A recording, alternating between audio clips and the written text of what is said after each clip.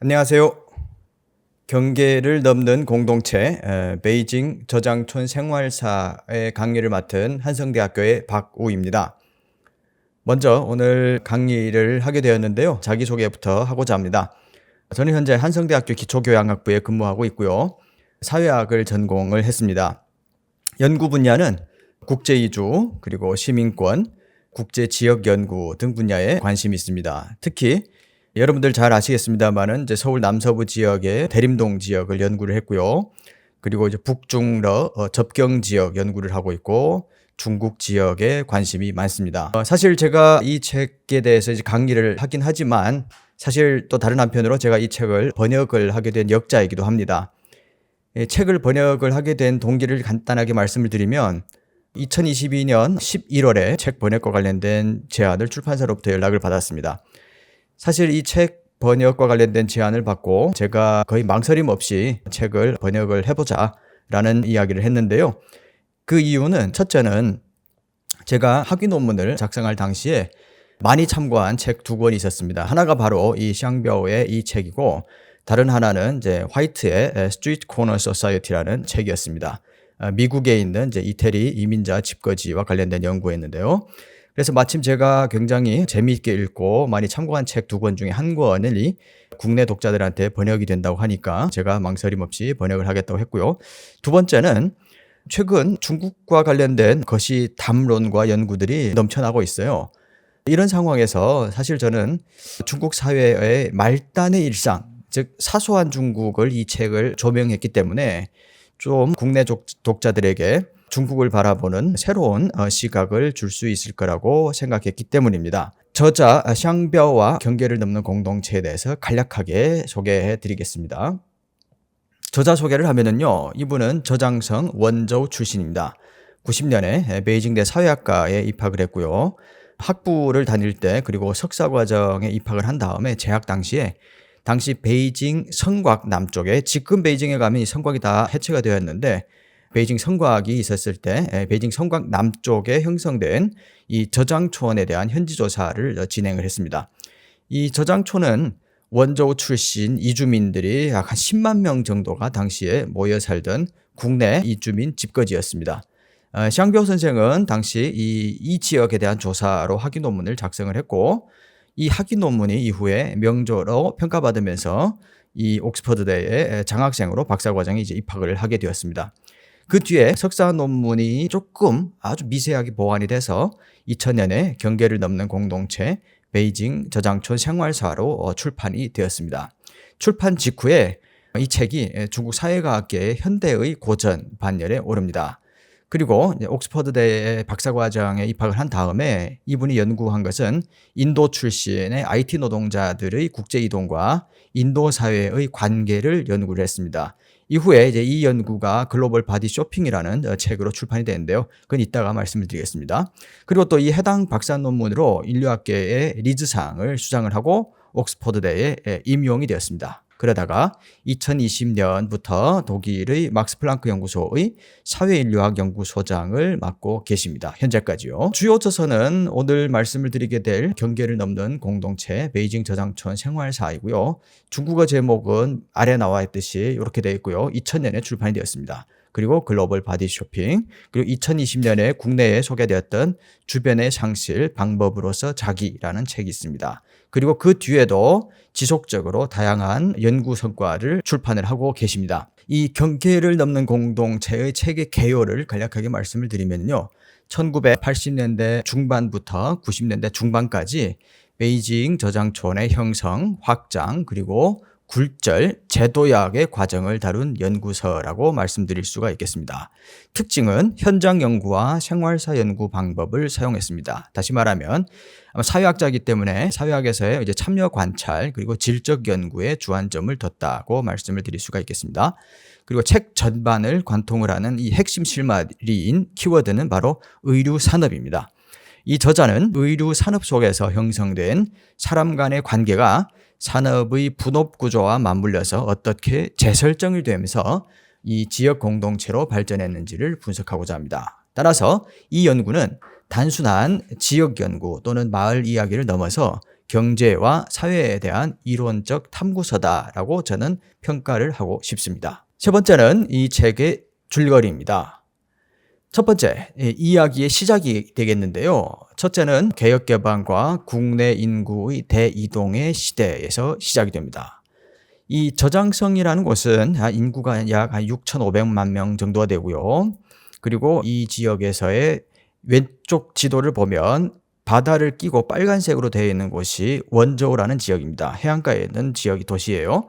이 지역의 사람들이 베이징으로 이제 이주를 하게 되는데요. 이 저장성의 전통 산업은 제지, 조선, 의류, 도자기 등 산업이 되겠습니다. 그리고 최근에는 아마 우리가 중국의 인공지능과 관련된 이야기가 많이 나올 때 항저우, 저장성 이런 이야기가 많이 나오는데 바로 이 지역이 이제 인공지능이나 로봇 그리고 온라인 인터넷 게임과 관련된 산업들이 매우 발달한 지역이 되겠습니다. 근데 이제 80년대 중반부터 이제 90년대 중반까지 이 지역의 농민들이 특히 베이징으로 이주를 해갑니다. 오른쪽 지도를 보면 이게 이제 저장초원이 위치해 있는 베이징 지도의 단면인데요. 까만색으로 되어 있는 지도의 맨 아래쪽에 저장촌이라고 한자로 되어 있는 이곳이 이 이주민들이 집거하고 있는 곳이 되겠습니다. 그리고 군데군데 다른 까만색으로 표기해 있는 곳이 베이징에 이주한 다른 지역 이주민들이 집거지가 되겠습니다. 이렇게 80년대, 90년대의 북경은 베이징은 다양한 지역에서 상경을 한 이주민들에 의해서 구성이 되는 거대 도시가 되기 시작을 합니다. 저장촌은 이렇게 베이징의 남쪽에 집거지로 형성이 되기 시작을 합니다. 그러면 저장촌이라고 구체적으로 뭐냐라고 했을 때 이 지도를 보시면요. 위쪽 상단에 남삼환이라고 되어 있습니다. 북경은 자금성을 중심으로 해서 환으로 그러니까 환형도로라고 되어 있는데요. 1환, 2환, 3환, 4환 순환도로가 되어 있는데 여기에서 세 번째 순환로와 네 번째 순환로의 사이에 형성된 집거지라고 말씀드리겠습니다. 근데 이 집거지는 저장촌은 자연 발생적으로 형성된 자연 촌락이 아니라 그리고 또 베이징시 산하의 공식적인 행정청도 아닙니다. 이렇게 이제 이주민들에 의해서 도시와 농촌 사이의 경계지대에 즉 근교, 도시 근교에 형성된 집거지다라고 말씀을 드릴 수 있습니다. 그러면 이 저장촌이라는 지역의 첫 인상이 어떠했느냐라고 보면은 이 따홍먼가라는 곳이 있는데요. 도로명입니다. 이 베이징 따홍먼가 인근의 이제 마을에 이 사람들이 밀집하기 시작을 했는데요. 여기에 가보면 원저우 스타일의 이발관, 그리고 미용실, 식자재 시장, 그냥 복장점 등이 매우 산만하게 모여 있었다라고 되어 있습니다. 시장에는 원저우 사람들이 즐겨 먹는 새우, 굴, 갯가재 등이 있고요. 그리고 원저우 특산인 시루떡, 국수 등이 판매된다라고 되어 있습니다. 앞에서 우리 지도에서 봤습니다만은 이 원저우가 바다를 끼고 있는 곳이었고, 그리고 여기는 쌀 문화가 발달해 있기 때문에 우리랑 비슷하게 이제 쌀과 관련된 음식들을 많이 먹습니다. 그리고 이제 벤츠나 토요타와 같은 차가 자주 출몰을 했고, 동네 주민들은 베이징 시내 사람들보다 더 차려입고 다닌다라고 되어 있습니다. 아무래도 시골에서 베이징에 올라가다 보니까 그 지역에 이제 베이징 사람들한테 무시를 안 당하려고 오히려 더 자신의 의상이라든지 이미지에 신경을 썼던 게 아닌가라는 추측을 해볼 수가 있겠습니다. 그러면 베이징 저장촌에 온 사람들은 어떤 사람들이었냐라고 보면 1980년대 초중반에 이 원저우 출신 사람들이 중국의 매우 다양한 곳으로 이주하기 시작을 하는데 그 중에 한 곳이 사실 이제 베이징입니다. 이 사람들 중에 가족 단위로 베이징에 이주하여 정착을 했고 가족과 지인 연결망을 통해서 이동이 지속됩니다. 아주 전형적인 이주의 패턴이죠. 처음에는 베이징의 길거리에서 행상을 합니다. 그 노점상이죠. 그리고 이제 바지나 반바지, 양말 등을 판매를 했고요. 혹은 외지에서 팔고 남은 옷을 판매하기 시작합니다. 근데 이제 베이징은 인구가 많기 때문에 장사가 꽤 잘 되었어요. 베이징 근교에서 돈을 벌어서 집을 임대하고 그 다음에 재봉틀 등의 장비를 구입해서 옷을 생산하기 시작합니다. 그러다가 근처에서 매대를 마련하여 판매하기 시작을 합니다. 이렇게 초기의 어떤 경제관계가 형성이 되기 시작을 했던 것이죠. 그러다가 이 가내수공업과 분업이 공식화가 됩니다. 옷을 만드는 사람이 증가하기 시작을 하죠. 이들은 고향에서 온 또는 중국의 다른 지역에서 온 노동력들, 특히 여공을 고용하기 시작을 하는데요. 사장, 노동자, 설비가 한 공간에서 공존을 하는 가내수공업이 출현을 했습니다. 그리고 저장촌 전체가 이 가내수공업 단지가 됩니다. 시장의 수요가 많아지면서 제조와 판매가 분리되기 시작을 했고, 나아가서 판매 방식이 다양화되고, 이러한 다양화된 판매 방식 덕분에 민간 금융이 출현하기 시작을 합니다. 이후 이 지역에서의 사업들이 확장되기 시작을 합니다. 지역 중심의 대형 상가가 건설되고요. 저장촌 상인들은 매대를 임대하여 판매하기 시작을 합니다. 이 과정에 또 매대의 매점 매석 그리고 투기 문제가 발생을 하죠. 일부는 또 베이징 시내의 상가에 입점을 하기도 합니다. 이렇게 산업이 성장하면서 성공한 사람들이 등장을 했고, 이 사업에 성공한 사람들은 지역사회의 구심점, 즉 샹벼우 선생이 말하는 거물이 됩니다. 이 거물들은 저장촌의 대소사를 조정하고 저장촌과 외부 사이에 발생한 문제를 해결하고자 합니다. 그리고 이러한 거물들이 있다면 또 거물들을 믿고 호가호위하는 가족이나 지인들이 있고, 또 이 거물을 중심으로 사업을 확장한 가족이나 지인들도 있습니다. 이렇게 이 저장촌이라는 공동체는 매우 다양한 역할의 사람들로 분화하기 시작을 하죠. 그렇다면 사람들이 많이 모여들고 사업이 분화되면 저장촌 내부에는 어떤 문제들이 발생을 하느냐라고 하면, 이 성공한 사업가들은 가족이나 친후, 사업 등의 기회를 통해 부동산업을 시작합니다. 그리고 의류 제조업에서 임대업으로의 전환 또는 확장을 하게 되는데요. 이렇게 되면서 돈이 돈을 버는 이른바 이런 현상들이 이제 발생을 합니다. 지역 내부의 양극화가 더욱 벌어지기 시작을 하죠.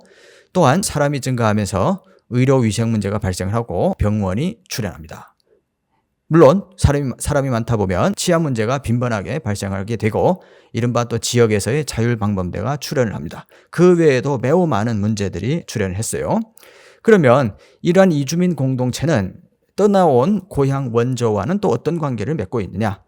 고향은 마음속에 있는 고토, 언젠가는 돌아가야 할 곳으로 생각하지만 또 그럴 수도 없는 곳이기도 했습니다. 이러지도 저러지도 못하는 곳이란 뜻이죠. 그래서 사업에 성공한 사람들은 고향 건설에 경제적으로 지원하는 방식을 통해 고향과의 유대를 이어가고자 했습니다. 또는 전통 문화의 전승, 이 지역에는 용주놀이나 제사 등과 관련된 전통 문화가 있는데요. 이러한 행사를 할 때 돈을 아끼지 않았습니다. 미안한 마음을 돈으로 해결하고자 하는 그런 전형적인 이주민 사회에서 보이는 어떤 정서들이 보였던 것이죠.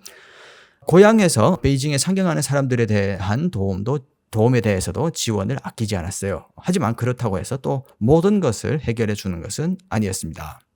이러한 저장촌이 90년대 중반부터 철거되기 시작을 합니다. 베이징시 정부 그리고 중국 중앙정부가 공동으로 이 지역에 대한 정비 사업을 시작합니다.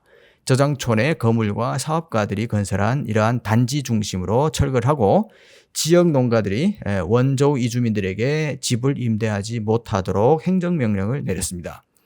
대신 정부의 허가를 받은 상가 건물의 매대를 임대하여 의류 판매를 하도록 했던 것입니다. 이게 무슨 말이냐면, 정부는 이 건물들이라든지 이러한 사람들의 행상을 규제를 하지만 정부가 허가한 범위 내에서의 사업은 가능하게 했다라는 말씀을 드릴 수가 있겠습니다. 이로 인해서 저장촌 사람들은 다른 지역으로 흩어지기 시작을 하죠. 하지만 얼마 지나지 않아서 다시 저장촌으로 돌아옵니다. 물리적 공간은 재편되었지만 이들이 형성한 개와 개의 중첩은 끊기지 않았습니다. 이렇게 새로 정비된 공간에서 이들은 다시 사업을 시작합니다. 그러면 샹벼우 선생이 제안하는 개념과 또는 이론들이 어떤 것들이 있는지 한번 살펴보도록 하겠습니다. 샹벼우 선생이 제안하는 개념들의 첫 번째는 초기 연구, 초기 저작에서의 관심입니다. 다시 말하면 부유예요. 부유하는 개인. 그러니까 우리말로 하면 붕 떠 있다라는 그런 뜻으로 이해하시면 되겠습니다. 이 부유는 농민공이나 중국의 이주 노동자들이 도시화 과정에서 겪는 중간적 상태를 뜻합니다. 이 도시 생활에 완전히 동화되지도 못하고, 사실 이 동화되지 못하는 이유가 개인의 의지도 있겠지만 또 동화하지 못하도록 하는 구조적 강제력도 있습니다. 그리고 또 고향인 농촌으로 돌아갈 수도 없는 그러한 부유하는 삶을 가리키죠. 이 개념은 샹벼가 공을 대상으로 한 현지 조사의 경험에서 출발을 했습니다. 당시 중국 사회의 급속한 도시화 그리고 사회 변동 속에서 개인이 느끼는 이러한 불안정성 그리고 뿌리 뽑힘을 보여주는 개념이라고 이야기할 수가 있겠습니다. 경계를 넘는 공동체도 이러한 부유 상태를 배경으로 하며 그 안에서 사람들이 관계를 어떻게 구성하며 공동체를 만들어 가는지를 탐색하고자 했던 것입니다. 두 번째, 샹병 선생이 제안하는 핵심 개념입니다. 계와 관계총입니다. 이 개념은 경계를 넘는 공동체의 핵심 개념이기도 합니다. 여기서 말하는 계는 이른바 소규모의 안정적인 핵심 관계망이기도 합니다. 이 계는 정서적 유대와 상호 의무를 특징으로 하고 있고요. 그리고 이 계를 통해 기본적인 신뢰와 생존 안전망을 제공받을 수 있습니다. 그리고 이 계는 혈통과 같은 1차적 연결망뿐만 아니라 사업적 관계의 경제적 연결망도 포함이 됩니다. 이 경제적 연결망은 잠시 뒤에 설명이 있겠습니다. 그리고 이주민들에게 있어서 이 계는 초기 정착에 매우 필수적인 역할을 수행합니다. 사실 이 계라는 말은 우리 한국 사회에도 계가 있지요. 그런데 이 계의 작동의 방식 그리고 작동의 원리는 많이 다른 것 같습니다. 그리고 이제 관계총 또는 관계의 관계인데요. 만약 계는 한 명의 행위자를 중심으로 한 다양한 관계의 조합으로서 관계총이라고 부를 수 있다라고 샹벼 선생이 정의를 하고 있습니다. 그리고 세 번째는 주변이라는 개념입니다.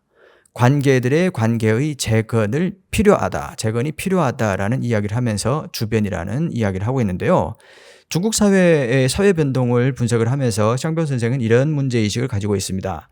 현대사회에서의 사람들은 글로벌 이슈나 개인 일상에만 집중하는 경향이 있는 것 같다. 그 결과 개인, 가족과 같은 미시세계와 그리고 세계 정세, 즉 거시세계 사이의 중간층 사회관계, 즉 주변을 잃어가고 있다라고 이야기를 합니다. 이는 사회적 유대감 약화와 공동체 의식의 붕괴로 이어진다라고 문제 제기를 하죠. 이런 흐름이 사회적 원자화와 개인의 고립감을 심화시킨다고 지적합니다. 따라서 우리는 나를 중심으로 한 주변을 다시 발견하고 회복할 필요가 있다고 주장합니다. 경계를 넘는 공동체 연구는 바로 이러한 문제의식을 잉태했던 것입니다. 지역사회를 분석을 하는 과정에 중국 사회의 거시담론과 개인 경험 사이의 중간지대를 이해하는 것이 중요하다고 강조하고 있습니다. 그리고 이제 마지막은 중국 이외의 지역 박사학위 논문에서 파생된 글로벌 바디 쇼핑이라는 개념인데요. 사실 글로벌 바디 쇼핑은 샹벼 선생이 처음 제안한 개념이 아니에요. 기존에 있는 개념에 대해서 본인이 조금 더 내용을 추가한 측면이 있습니다. 고숙련 노동자, 특히 인도의 IT 엔지니어의 임시적인 이주 패턴을 연구하면서 사용을 했습니다. 이 개념을 통해서 유연하고 프로젝트 기반의 노동이나 고용 방식을 설명하고자 합니다. 따라서 이 개념은 글로벌 경제 체제에서 노동자가 얼마나 취약한 위치에 놓여 있는지, 그리고 초국적 자본이 어떻게 노동을 분절적 그리고 도구적으로 착취하는지를 드러내고자 했습니다. 다섯 번째는 저자의 글쓰기 방식이 되겠습니다. 첫째는 현장 중심의 미시적 접근이라고 보시면 되겠습니다. 샹벼 선생은 주로 이제 질적 연구 그리고 에스노그래피, 민족지 또는 참여 관찰 방법을 많이 활용을 하고 계십니다. 원저우 출신 이주민들이 모여 사는 베이징 저장촌을 연구 현장으로 설정을 했습니다. 매우 구체적이고 객관적으로 존재하는 이런 물리적 현장을 설정을 했습니다. 그리고 구체적인 연구 대상을 보면은요, 이곳에 살고 있는 재단사, 그리고 노점상, 병원장, 상점 주인, 식당 사장 등 소규모의 미시적인 개인입니다. 이 사람들이 서로 어떻게 관계를 맺고 있고 서로 어떻게 생존을 위해서 부대끼는지, 이런 부분에 주안점을 뒀던 것이죠. 그는 거대 이론에 대한 제시보다 개인의 생존 전략, 그리고 사회 네트워크, 조금 전에 말씀드렸습니다. 그리고 감정적인 경험을 중심으로 이야기를 전개했습니다. 이 책 전체가 이러한 미시적 접근을 통해 지필되어 있습니다. 두 번째는 행위자 중심의 서술이라고 보시면 되겠습니다. 샹벼는 처음부터 문제 제기할 때부터 이런 이야기를 합니다. 이주민을 그냥 단순한 약자나 피해자로 서술하는 것에 반대를 한다라고 이야기를 합니다. 왜냐하면 약자나 피해자라고 서술할 때는 어떤 입장이 먼저 시작이 되기 때문에 자신의 서술 그리고 기술의 방식에 있어서 처음부터 어떠한 굴절이 발생한 것에 우려를 하기 때문이죠. 그리고 또한 그는 이주 연구와 소수자 연구를 동일시하는 것에 대해서도 반대를 합니다. 왜냐하면 이주 연구는 이주의 원인, 이주의 패턴, 그리고 이주를 함으로 인해서 파생된 어떠한 영향들, 그리고 예측을 하는 것이 이주 연구의 핵심인데, 만약 이주자를 그냥 소수자라고 하면 기존의 이주 연구는 완전히 다른 연구가 되기 때문이죠. 그래서 쌍벽 선생에게 있어서 저장촌의 구성원은 아주 평범한 그리고 능동적인 행위자들이다 라고 보시면 되겠습니다. 그래서 이 저장촌 주민들이 이 정책, 그러니까 베이징시 정책, 그리고 중앙정부의 정책, 그리고 이들이 집거하고 있는 지역의 매우 미시적인 지방정부의 정책의 틈새를 활용해서 국가의 통제를 회피하는 방식, 그리고 동향인 네트워크를 통해 합법과 불법 사이를 오가는 전략을 가감없이 드러냅니다. 만약에 우리가 이 사람들에 대해서 소수자 연구로 처음부터 접근했다 그러면 이러한 어떤 접근, 그리고 이러한 행위들을 가감없이 드러내는 것은 좀 어려운 측면들이 있었을 것 같다라고 볼 수가 있겠죠. 다수의 이주 연구자 또는 소수자 연구자들이 이른바 이주민들의 비공식성과 불법성을 어떻게 다룰지 고민하는 반면에 샹병은 또 자신이 원저우 출신이라는 배경 덕분인지 동향인 커뮤니티의 이른바 회색지대의 실천을 그대로 드러내고자 했습니다. 책에 보면 이들의 어떤 폭력이라는 측면, 그리고 마약, 살인 등의 강력 범죄도 가감없이 등장을 하고요. 이러한 것들도 지역사회의 일부라고 아주 포괄적으로 포함을 시키고 계십니다. 그리고 세 번째는 사유의 틀을 깨기입니다. 이른바 저는 분석적 경계넘기라고 부제를 달았는데요. 저자가 이 책을 집필하던 시대적 배경과도 연관이 되어 있는데요. 당시 이런 이주민 집거지는 새로운 현상이고, 그런데 새로운 현상을 분석을 하는 과정에 기존의 중국 사회과학계의 어떤 분석의 틀들이 있었습니다. 그래서 많은 연구들은 기존의 틀을 통해서 연구를 했는데 샹병 선생은 기존의 이러한 틀들을 넘고 깨려고 했던 것이죠. 첫째는 공간적 경계넘기예요. 도시와 농촌, 그리고 현지인과 외부인 사이에 물리적, 심리적 경계를 넘어야 된다라고 생각을 했던 것입니다. 왜냐하면 저장촌이라는 지역은 도시에 형성된 것도 아니고 완전 농촌에 형성된 것도 아니고 도시와 농촌이 접경지된 경계에 있었기 때문에 도시 분석의 시각과 농촌 분석의 시각의 경직된 구조로는 이 지역을, 이 사람을 이해할 수 없다라고 생각을 했기 때문입니다. 그리고 두 번째는 제도적 경계 넘기예요. 여기에는 호구제도, 그리고 시장경제와 비공식 경제의 경계 넘기예요.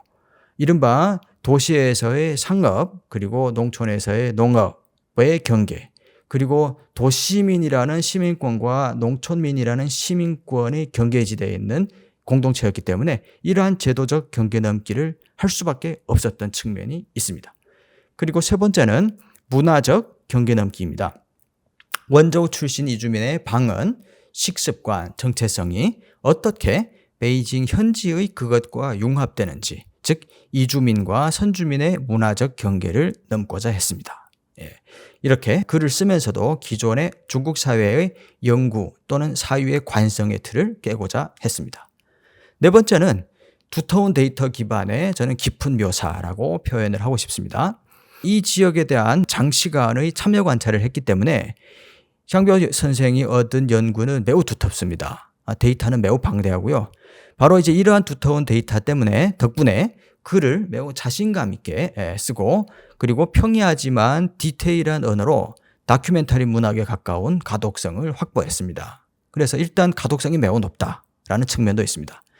예컨대 시장에서 물건을 사고 파는, 그리고 흥정 과정에 담긴 사람들 사이에서의 신뢰, 불신, 존중, 경멸과 같은 감정이 매우 잘 포착이 됩니다. 그 뉘앙스가 이 사람의 집필 스타일 속에, 글 속에 매우 잘 드러나죠. 이러한 미묘한 인간관계는 이러한 기술 방법이 없이는 드러나기 어렵다라고 저는 생각을 합니다. 여섯째는 책이 쓰인 시대적 배경을 잠깐 보도록 하겠습니다. 첫째는 체제 변화와 인구 이동의 시대, 다시 말하면 경제개혁 전후의 연결의 시대가 되겠습니다. 샹비오 선생의 책에는 보통 우리가 중국의 인구 이동을 이야기를 하면 1978년 경제개혁 이후를 이야기를 하고 있는데, 사실 이 책에는 계획경제 시대의 말기, 즉 문혁 중기와 후기의 시대에서의 인구 이동에 대해서도 이야기를 합니다. 개혁개방 이전에도 민간 주도의 자발적인 이동이 존재했다고 하는데요. 저장성과 같은 경우에는 상인이나 농민들이 이미 그 시대에 지역 간 이동을 하면서 사업 활동을 전개를 했습니다. 첫 번째는 경제적 목적이었고요. 두 번째는 정치적 요인이 있었습니다. 왜냐하면 그 시대 계급투쟁의 시대였기 때문에 이 투쟁에서 밀린 사람들은 그 지역을 부득이 떠나야만 했던 상황이었던 것이고요.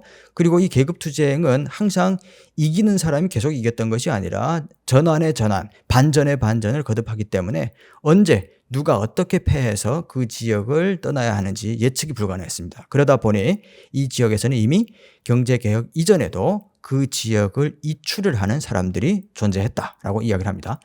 그런데 이제 규모는 작지만 계획경제 시기에도 이 시장 주도의 이동이 존재를 했고, 이러한 시장 주도의 이동은 훗날 대규모 인구 이동의 촉매제로 작용을 합니다.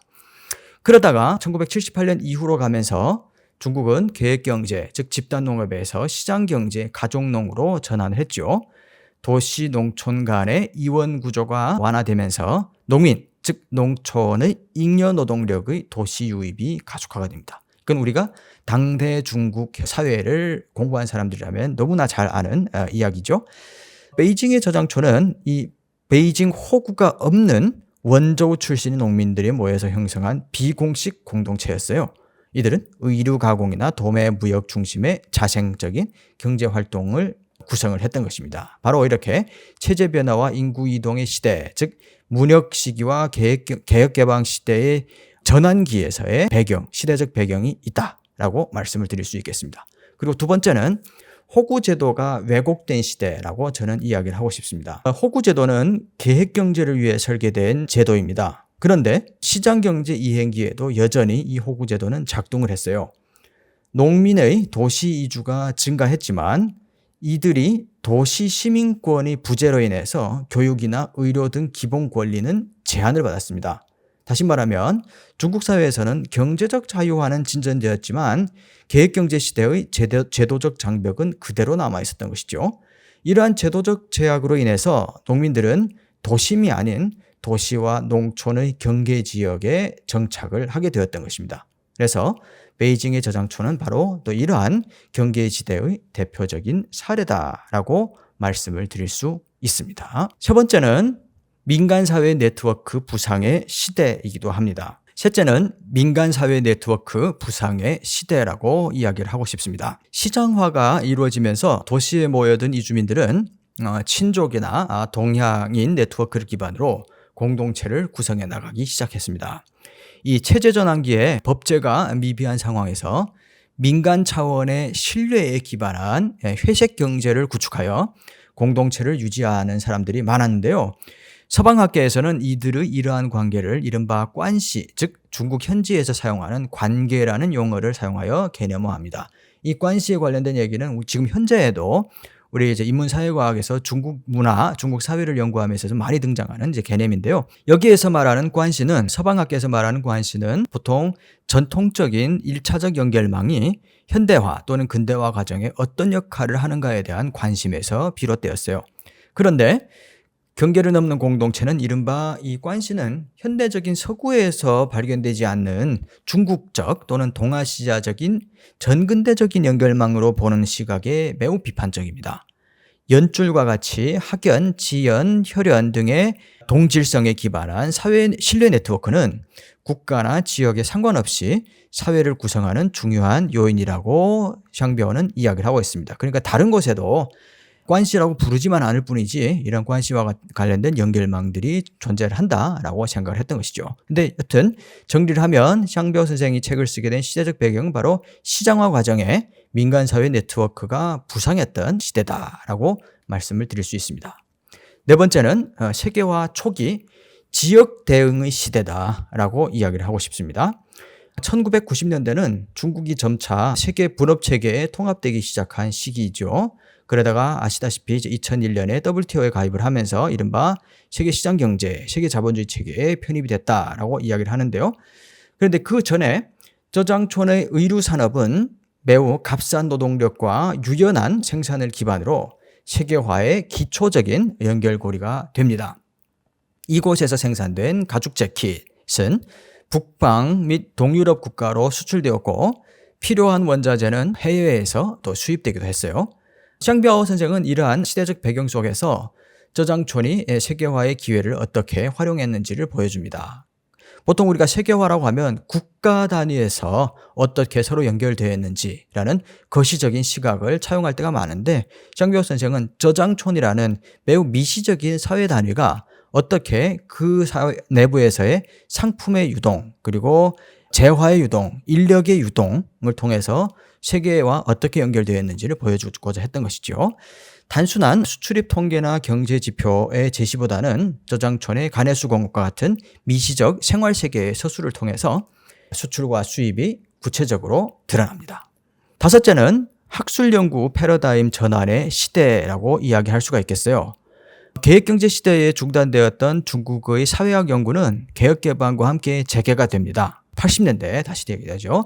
20세기 초반에 중국에는 기능주의적인 사회학을 도입을 해서 중국 사회를 연구하고자 하는 그런 큰 흐름들이 있었습니다만은 이후에 중국에서 내전 그리고 계획경제 시대를 거치면서 이제 사회학 연구는 이제 중단된 측면들이 있었는데요.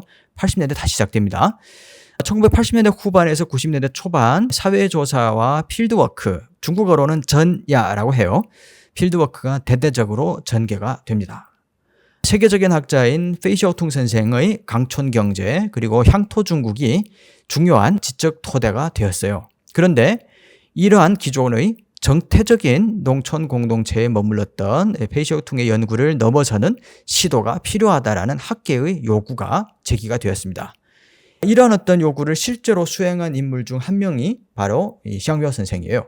그는 본토적인 연구 시각과 방법론 그리고 현대사회 연구의 이론과 서구적 분석 기법을 융합하여서 이 저장촌을 연구를 했습니다. 다음은 이 책이 매우 두껍기 때문에 제가 책을 읽는 방법에 대해서 간략하게 안내를 해드리고자 합니다. 여기 박스 안에 있는 것은 지금 현재 이 책의 목차인데요. 저는 이 목차를 다시 독자들을 위해서 재구성을 해보자고 합니다. 왜냐하면 이 책에는 우리 한국 독자들이 익숙하게 들어본 중국 정부의 정책, 그러니까 공산당과 관련된 얘기, 개혁개방 이론, 공산당 이념 등의 이런 내용들이 거의 등장하지 않습니다. 등장하더라도 저장촌 사람들이 생활에 있어서 매우 부차적인 요소에 불과합니다. 그러니까 샹비아오 선생은 이 구조 변동의 추동력이 국가가 아니라 사회의 힘이라는 점을 강조하고 싶었던 것이죠. 그래서 이 중국 사회에 매우 사소하고 미시적인 내용을 중심으로 구성되었기 때문에 우리 국내 독자들에게는 낯선 부분들이 많습니다. 저자는 이러한 어떤 가장 근저에 있는 문화에 기반을 해서 남부 중국의 전통적이고 뿌리 깊은 또 농촌 공동체의 구성원들이 베이징이라는 체제 전환의 대도시에서 또 다른 뿌리를 내리는 과정을 설명하고자 했는데요. 이 사람들의 일상의 말투, 대화의 구조, 삶의 관습 등은 사실 중국 내에서도 매우 특수하고 일반화되지 않은 내용이에요. 그래서 저는 이러한 내용들을 다시 재구성을 해서 4개의 부분으로 나누고자 합니다. 첫 번째는 이 책의 1장과 2장이 되겠습니다. 이 1장과 2장에서는 저자의 연구 배경과 문제의식을 함께 엿볼 수가 있는데요. 1장과 2장이 같이 나눠져 있는 것 같습니다. 저장촌이 어떤 조건 하에서 출현을 했는지, 국내외 다른 집거지와 어떤 차이가 있는지, 그리고 주민들의 관계가 어떻게 중첩되어 공동체를 형성하는지를 밝혀보겠다라고 1장과 2장에서 나누어서 이야기를 합니다. 그리고 이러한 문제의식을 바탕으로 공동체 연구 이론을 차용을 하는데요. 다양한 이론을 차용을 하는데 이 샹비아오 선생도 페이시오퉁의 남부 중국 농촌 공동체에 대한 연구를 많이 언급을 하고 있고요. 앞에서 제가 잠깐 말씀드렸던 화이트의 미국의 이탈리아 이주민 공동체 연구 등도 자주 언급을 합니다. 그러면서 그는 저장촌은 기존 이론과 다른 점이 있다고 보고 그 차이를 사람들 간의 관계의 연결망적 특징에서 찾았습니다. 이러한 특징을 앞에서 개념 설명에서 했던 그 개라고 이야기를 합니다. 저자가 관계의 복잡성을 발견할 수 있었던 이유는 자기 스스로가 이렇게 얘기하는데요. 당시 자신은 논문을 준비하는 학생, 정부기관의 인턴, 사회사업자, 그리고 기업 고문이라는 4가지 역할을 수행했기 때문이라고 이야기를 합니다. 이러한 다양한 역할 덕분에 일반적인 사회조사자보다 더 깊고 넓은 관계를 관찰할 수 있었고, 스스로 찾지 않아도 누군가가 먼저 와서 이 지역에 대해서 이야기를 해주는 방식으로 정보를 수집할 수 있었다라고 이야기를 합니다. 그리고 이제 두 번째 부분은 제3장입니다. 제3장에는 저우가라는 이 가정에 대해서, 가족에 대한 이야기인데요.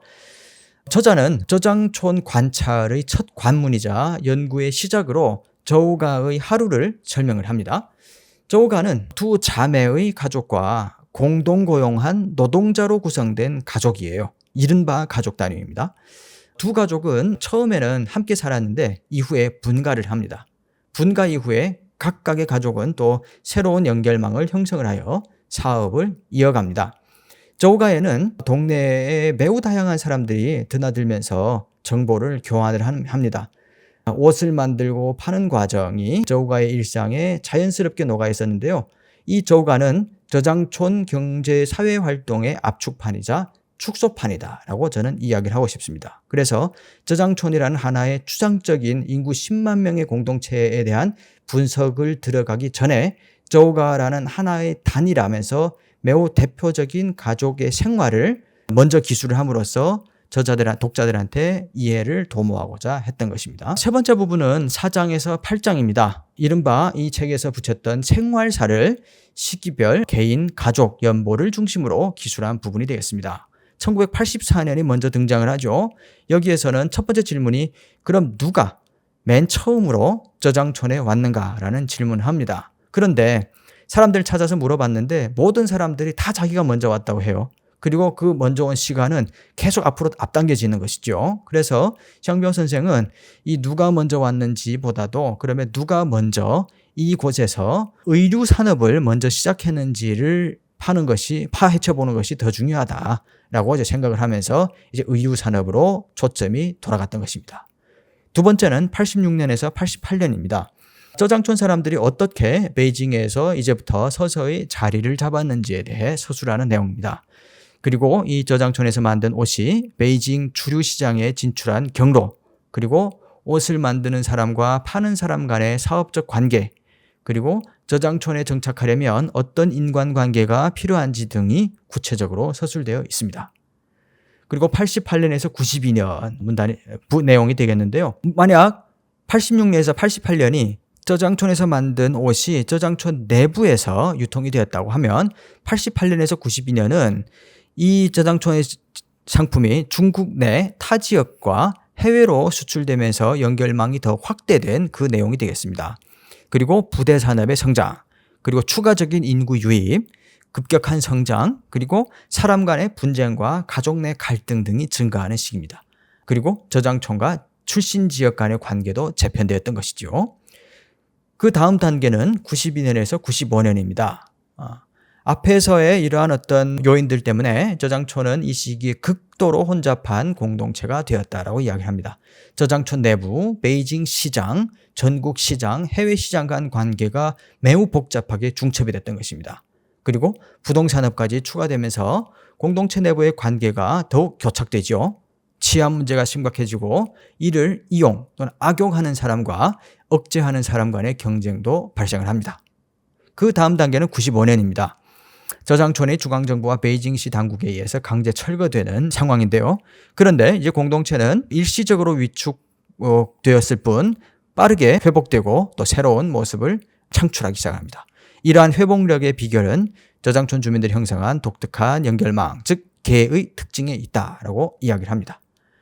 네 번째 부분은 9장과 10장이라고 저는 이야기를 하고 싶습니다. 두 장을 함께 읽으면 다음과 같은 이야기들을 우리가 파악할 수가 있을 겁니다.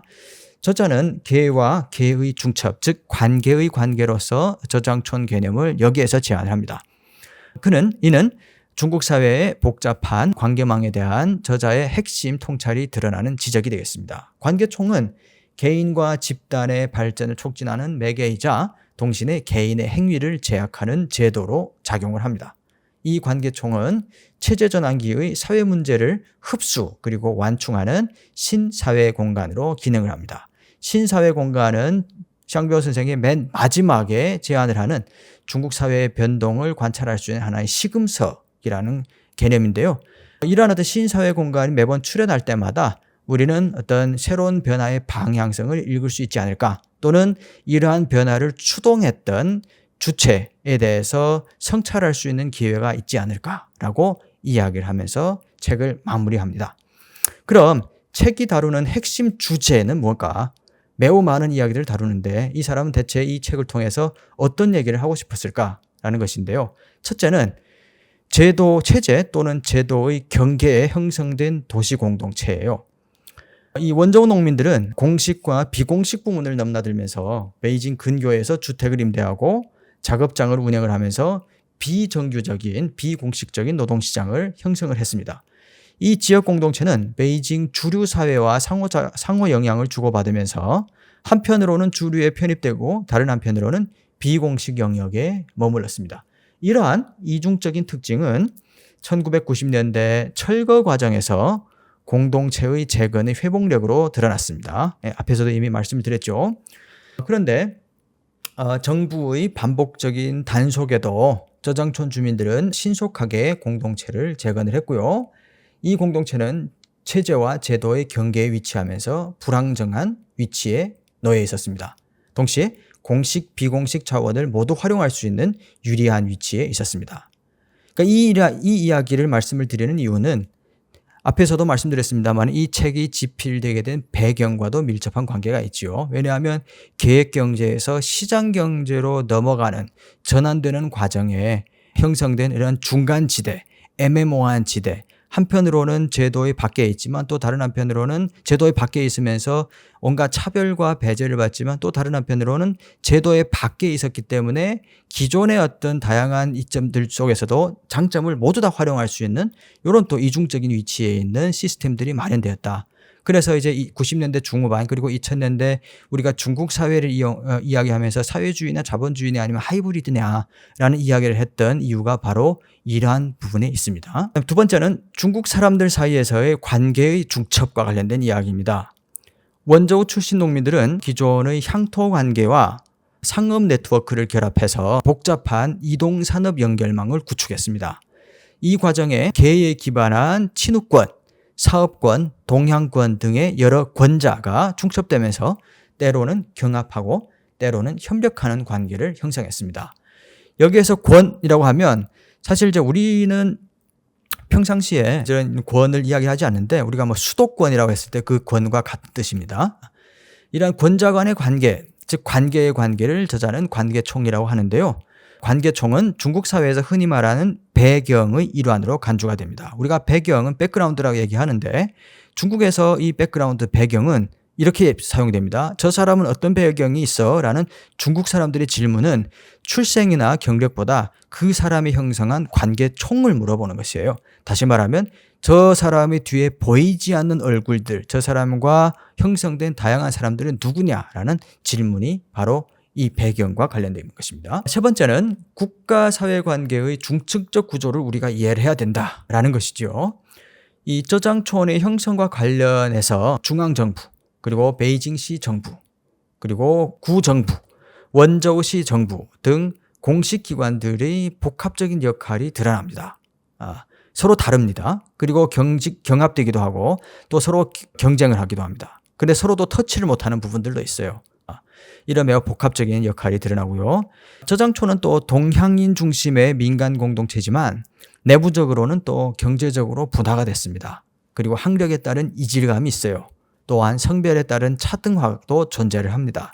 왜냐하면 경제적 분화는 앞에서도 말씀드렸습니다만 사업에 성공을 해서 부동산업까지 진출한 사람들이 있는 반면에 또 샹비오 선생과 같이 고학력자들도 거기, 물론 이 사람은 샹비오 선생은 이 지역에 거주하는 사람은 아니지만 물론 그 내부에서 당시 전반적으로 학력이 낮은 상태에서 초졸과 중졸과 고졸 사이에 학력에 따른 이질감은 매우 컸던 것입니다. 그리고 성별에 따른 차등화, 앞에서도 이야기했습니다만은 주로 이 간해수공업에서의 노동자들은 여공이다 라고 말씀드렸죠. 그래서 이 성별에 따른 차등화와 관련돼서 좀 부차적으로 이야기하면 샹비오 선생은 이 책의 맨 마지막에 자기가 이러한 어떤 현상을 보고도 이 노동에서의 성별 분업, 여성 노동자들에 대해서 자기가 특히 관심을 못 가진 것에 대해서 또 자기 스스로 반성을 하기도 합니다. 어쨌거나 따라서 이 저장촌이 국가와 맺는 관계는 균질적이지 않고 행위자에 따라 다양하게 나타난다라고 봤던 것이죠. 그래서 우리가 국가 사회 관계를 논의할 때는 이런 중층적이고 다층적인 관계에 주목해야 한다라고 이야기를 합니다.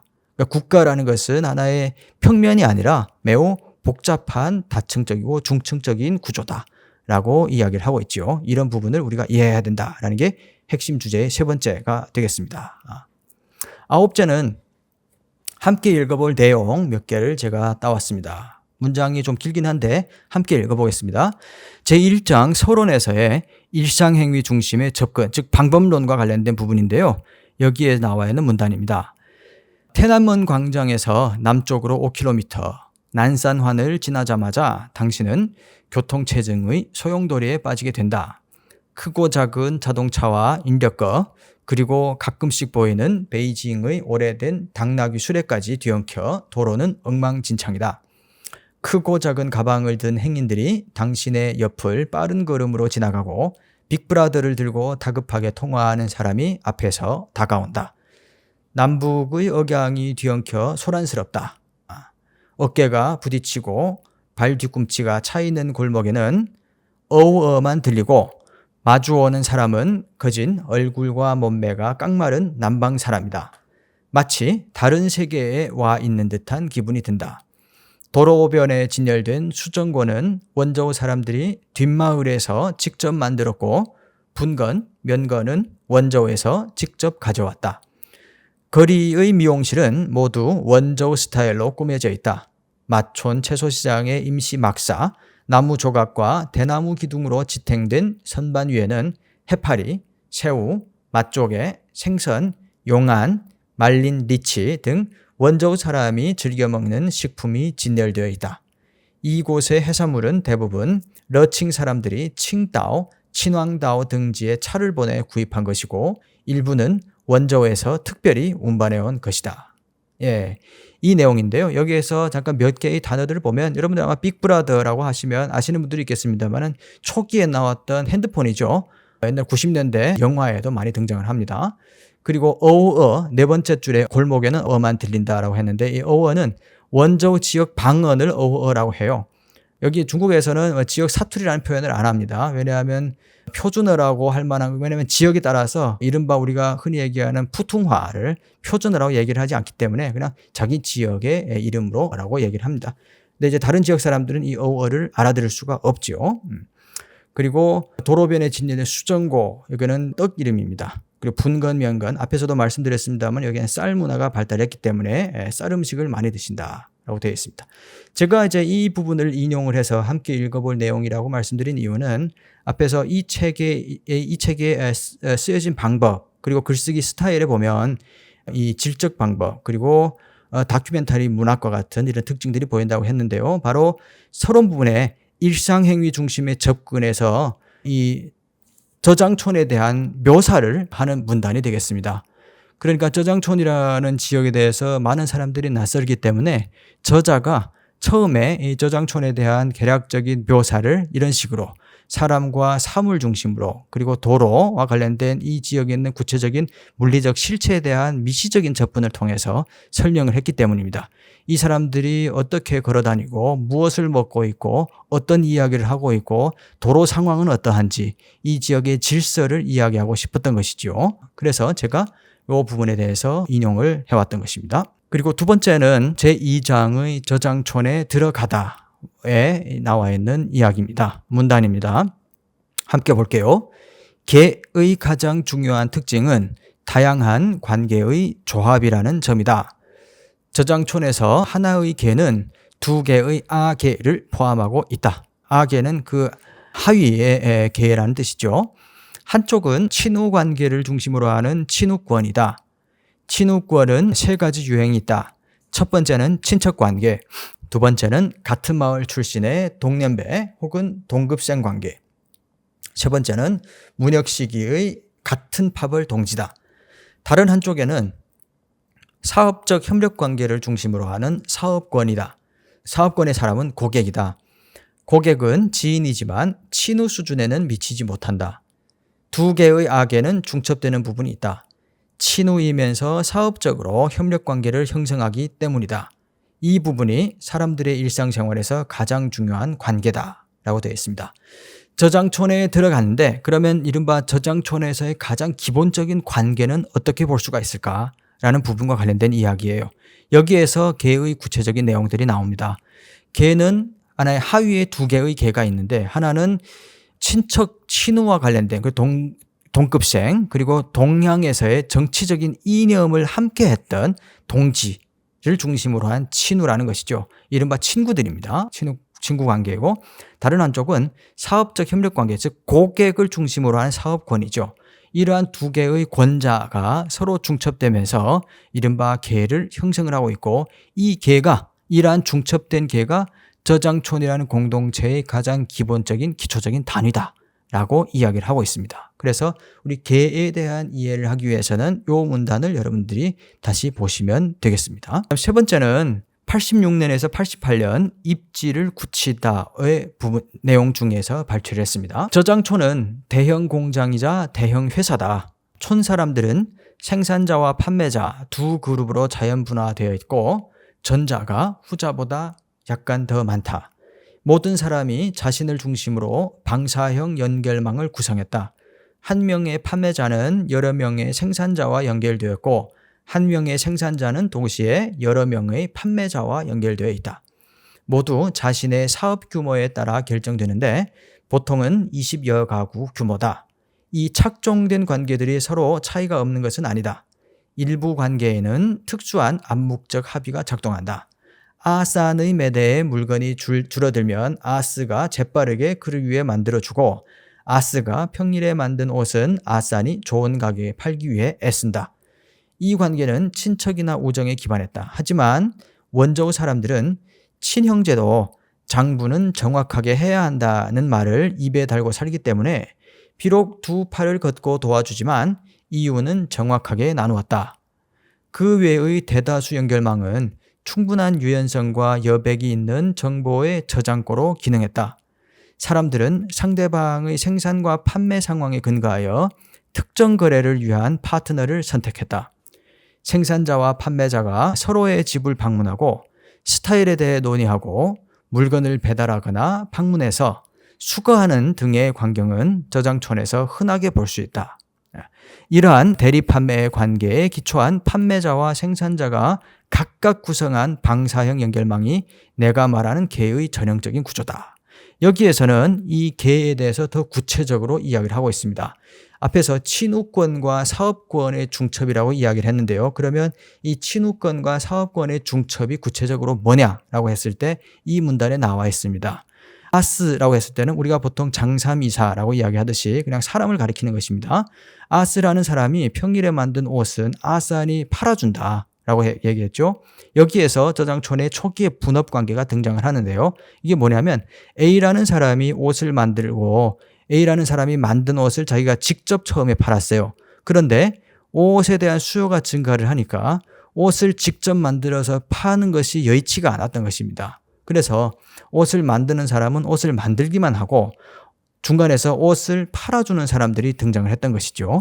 그런데 옷을 팔기 위해서는 저는 옷을 못 만드는 사람이에요. B라는 사람은 옷을 못 만드는 사람이기 때문에 이 옷을 팔기 위해서는 먼저 옷을 만드는 A한테 가서 몇 벌을 먼저 구입을 해서 거기에서 우리가 흔히 얘기하는 마진을 생각을 해서 옷을 팔아야 되는데 이 지역에서는 그런 일들이 처음에 발생한 것이 아니라 이른바 대리 판매라는 판매 형식이 등장을 합니다. 대리 판매요. 대리 판매는 뭐냐면 그냥 아는 사람이기 때문에 먼저 10벌을 가져다 팔아 라고 이야기를 합니다. 그리고 판 다음에 그 다 팔면 가격을 줘. 그리고 남은 것은 당신이 가져 라는 관계였던 것이죠. 그런데 이 다 판다라는 시간이 언제까지인지가 정해지지 않았습니다. 하루 만에 다 팔 수 있고 열흘 만에 팔 수가 있었던 것이죠. 그러면 그리고 이 다 팔았는지 안 팔았는지는 옷을 준 사람은 잘 몰라요.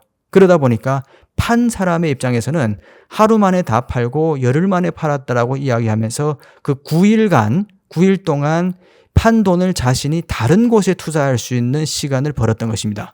이러면서 민간에서는 대리 판매에 관계한 민간 금융업이 등장을 했던 것입니다. 이렇게 생산과 판매 그리고 금융까지 복합적으로 성장을 하면서 이른바 돈을 버는 그러한 어떤 공동체가 출현했던 것이죠. 그래서 이러한 어떤 대리 판매에 기초한 판매와 생산자의 연결망이 개의 전형적인 구조다라는 이야기를 여기에서 하고 있습니다. 그리고 네 번째는 88년에서 92년 확장이라는 문 내용 중에서 발췌를 했습니다.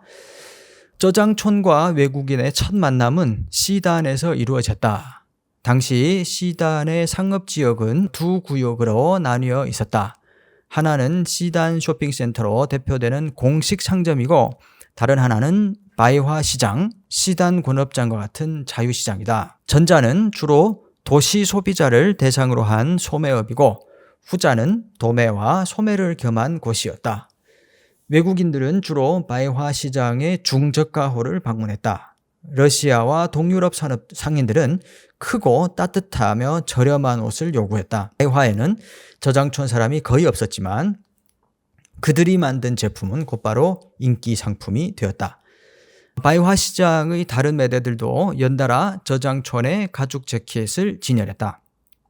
원래 저장촌의 가죽 재킷은 주로 검은색의 말가죽과 양가죽으로 만들어졌지만 외국인들의 수요를 충족시키기 위해 너나 할 것 없이 가장 저렴한 갈색의 돼지가죽 재킷을 만들었다. 당시 새로 완공된 위다 쇼핑센터의 입주자들이 거의 전부 저장촌의 가죽 재킷을 도매한 데다가 200여 명의 원조 사람들이 가죽 재킷 매대를 운영하고 있어 국제 가죽 의류 도매 센터로 불리기도 했다. 매일 수천 명의 외국인과 해외 브로커들이 가죽 재킷을 사기 위해 이곳을 찾았다. 자, 우리가 이 문단에서는 첫 번째로는 앞에서 저희가 지역사회가 세계와 어떻게 연결되어 있는지를 설명을 하고자 했다라고 이야기했는데 그 중에 하나입니다. 그러니까 원조 저장촌에서 만들어진 가죽 재킷이 베이징 시내의 이런 유통업체들에 입주를 한 다음에 이 유통업체를 통해서 러시아나 동유럽 상인들한테 손에 넘겨져서 외국으로 수출되는 과정을 설명을 했던 것이죠. 여기에서 우리가 주목할 부분은 C단이라는 곳은 북경의 베이징의 한 지역입니다. 여기 이제 상업이 많이 발달한 지역인데요. 두 구역으로 나뉘었다고 합니다. 하나는 C단 쇼핑센터로 상대한 공식 상점이고 다른 하나는 바이화 시장과 C단 권업장과 같은 자유시장이다라고 했어요. 이게 바로 당시 체제 전환기에 초기에 여전히 계획경제의 영향을 받는 곳은 공식 상점이라고 얘기했고 그리고 계획경제 외에 민간 부문에서 등장을 한 이러한 경제 제도는 자유시장이라고 이야기를 했던 것입니다. 그래서 당시까지만 해도 여전히 80년대 말 90년대까지만 해도 이러한 어떤 경제개혁에 대해서 의심을 하는 사람들이 여전히 많았기 때문에 이렇게 점진적인 개혁을 하면서 두 가지의 체제가 병존을 하고 공존을 하는 시스템이 만들어졌던 것이죠. 그리고 세 번째는 저희가 이제 이 문단을 통해 말씀드리고 싶었던 것은 우리가 가죽 재킷을 만드는데 그럼 재질이 뭐냐, 원단이 뭐냐라고 했을 때 처음에는 중국 내에서는 말가죽이나 양가죽으로 이제 만들었습니다. 그런데 외국에서 손님들이 대량으로 요구를 하다 보니까 단가를 낮춰야 되고 단가를 낮추기 위해서는 원단에 대한 요구를 또 충족을 시켜줬어야 됐어요. 그래서 가장 저렴한 갈색의 돼지가죽으로 재킷을 만들었다라고 이야기를 합니다. 그래서 이런 어떤 미세한 요소들 앞에서 우리가 이 책을 읽으면서 함께 고민해 봐야 된다라고 했던 포인트들이 여기에 녹아 있습니다. 자, 그리고 제10장인 미래 신사회 공간과 관련된 부분이 되겠습니다.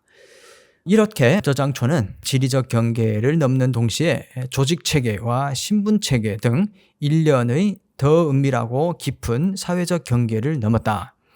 위에서 말한 저장촌이 사람들의 상상적 질서에 의해 받아들여질 수 없다는 사실이 이를 종합적으로 보여준다. 경계는 사회 질서의 형성과 유지에 중요한 역할을 한다. 정지되고 응고된 사회일수록 그 내부의 사회적 경계는 더 분명하고 넘을 수 없다. 중국 사람들의 말처럼 부자 군신, 고저 상하를 가리지 않으면 난장판이 될 수밖에 없다. 과거에 만들어진 사회적 경계를 넘는다는 것은 동시에 국부적인 새로운 질서와 경제 및 사회생활 양식의 형성을 의미했다. 또한 전체 사회의 새로운 질서에 대한 요구를 의미하기도 했다. 있다라고 합니다. 여기에서 경계를 넘는 동시에 조직체계, 샹벼가 얘기하는 조직체계는 당, 그리고 단, 공청단이라는 조직이 있죠. 그리고 도시에서의 생활과 생산의 단위인 단웨이라는 곳이라고 있는데요. 이 단위, 그리고 농촌의 지역사회 조직을 이야기를 하고 있고요. 행정체계는 또 위기에 따른 책임, 분야별 합작, 등등. 신분체계는 도시 사람인지 농촌 사람인지 농민인지 노동자인지 등등의 신분체계를 이야기합니다. 이러한 신분체계가 매우 복합적으로 작용을 하면서 어떤 새로운 어떤 공간들이 만들어지는데, 이러한 어떤 새로운 기존의 어떤 질서가 없어지고 어떤 새로운 질서가 만들어지는 과정에서는 부득이 예상치 않은 어떤 새로운 공간, 새로운 요인들이 만들어진다라고 이제 이야기를 하고 싶었던 것이죠. 이러한 어떤 공간이나 요소를 샹벼 선생은 신사회 공간이라고 이야기를 했던 것입니다. 그래서 앞에서도 잠깐 말씀드렸습니다만은 신사회 공간이라는 것을 우리가 본다는 것은 이 사회가 지금까지 잘하고 있는 것인지 앞으로 나아가고 있는 길이 정확한 길인지를 우리가 예측할 수 있는 시금석이다라고 이야기를 할 수 있었던 것이죠. 자, 마지막으로는 우리가 질문과 답변에 대해서 간략하게 말씀을 드리겠습니다. 첫 번째는 이제 이런 질문이 있어요. 샹벼 선생님이 연구하신 저장촌이나 그와 유사한 도시 공간의 유동인구의 밀집 지역은 현대 중국의 사회학 또는 사회과학 연구에 어떤 영향을 미쳤는지 궁금합니다 라는 질문이 되겠는데요. 저는 이렇게 답하고 싶어요. 첫 번째는 이 사회 공간과 이주 연구를 촉진했다라고 이야기할 수가 있을 것 같습니다. 저장촌 등의 사례는 중국의 급속한 도시화 과정에서 공간의 유동성과 사회관계의 변화의 복합성을 드러냈습니다. 도시의 이주민 집거지에 대한 연구는 공동체에 대한 정적인 이해를 넘어서 개인이 서로 다른 공간 사이를 이동하고 지역을 넘나드는 사회 네트워크 및 그에 따른 정체성의 형성, 사회 통합 문제에 주목하도록 했습니다. 이런 중국의 사회학자 또는 사회과학자들이 공간의 정치경제학 그리고 이주사회학 등 신흥 분야를 연구하는 데 중요한 기여를 했습니다. 둘째는 이 사회 계층과 불평등 연구를 심화했어요. 이 도시 집거지는 대체로 우리가 다 아시겠습니다만은 사회의 이른바 하층 인구가 밀집한 곳으로 주거 환경이 열악하고 또 이제 사회 보장이 부족해서 이 중국 사회에 심화되는 빈부격차와 사회 불평등을 반영을 하고 있었습니다. 이러한 공간에 대한 연구는 중국 사회의 계층 구조 그리고 빈곤과 소외 문제를 이해하는 데 중요한 실증적 기반을 제공을 하며 사회과학자들의 계층 분화, 계층 이동 그리고 사회적 배제 연구를 심화시켰습니다. 셋째는 문화와 정체성 연구를 확장을 했다고 볼 수가 있겠습니다. 도시 집거지는 다양한 문화가 교차하는 장소로 서로 다른 지역과 사회 배경을 가진 사람이 거주합니다. 이 공간에 대한 연구는 다양한 사회 집단 간의 문화적인 상호 갈등, 상호작용, 갈등과 융합, 그리고 개인이 도시 공간 속에서 자신의 정체성을 어떻게 구성하고 재구성하는지를 이해하는 데 도움이 됩니다. 이는 사회과학자들이 문화 다양성, 그리고 정체성, 문화 자본 등의 연구를 촉진하는 데 매우 중요한 역할을 했습니다. 그리고 네 번째는 사회 거버넌스와 공공정책 연구에 대한 시사점이 되겠습니다. 중국의 사회학자들이 특히 사회학자들이 사회 거버넌스, 그러니까 호구제도, 토지제도, 사회보장 등 이런 거버넌스 모델과 공공정책의 수립 및 실행을 연구하는 데 중요한 사례를 제공했습니다. 이게 무슨 뜻이냐면 이러한 지역에 대한 어떤 사회의 어떤 치안 문제라든지 사회 통합에 있어서 이러한 지역을 어떻게 우리가 거버넌스 할 것인가 라는 중국 사회에 어떤 요구가 있었을 때 이런 연구들이 이런 어떤 정책 제정에도 매우 중요한 역할을 했다라고 이야기를 드릴 수가 있겠습니다. 마지막 다섯째는 방법론의 혁신입니다. 사회과학 또는 사회학 연구의 방법론의 발전을 촉진을 했습니다. 연구자들은 기존에는 참여 관찰을 했는데 이런 식의 참여 관찰을 할 수도 있구나 라는 아이디어를 줬던 것이죠. 그리고 이제 이런 방식의 심층 인터뷰도 가능하구나. 또는 이런 방식의 현장 조사가 가능하다라는 아이디어를 줬던 것이죠. 그래서 이러한 어떤 연구 방법을 통해서 기술이나 서술의 방법의 혁신에 기여를 했던 것입니다. 그리고 두 번째 질문은요, 이런 질문이 있습니다. 이 책은 일종의 비공식적 공간인 저장촌의 자발적 형성을 설명하고 있습니다. 이러한 주변부 집단의 자율성이 현재 중국의 도시화와 디지털화가 가속되는 맥락에서도 여전히 가능할까요? 오늘날 정부의 통치기술, 그러니까 빅데이터 감시, 호적 개혁과 자본의 침투, 배달 플랫폼의 영세 경제를 흡수하는 등 이런 자본의 침투가 이러한 틈새 생존의 공간을 완전히 압축해버리지는 않았을까요? 라는 질문인데요.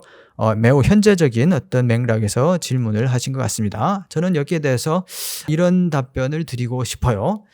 사실 실제로 중국의 급속한 도시화와 디지털화라는 이중적인 흐름 속에서 저장촌식의 비공식적인 공간은 이전과는 비교할 수 없을 정도로 압박을 받고 있는 것은 사실입니다.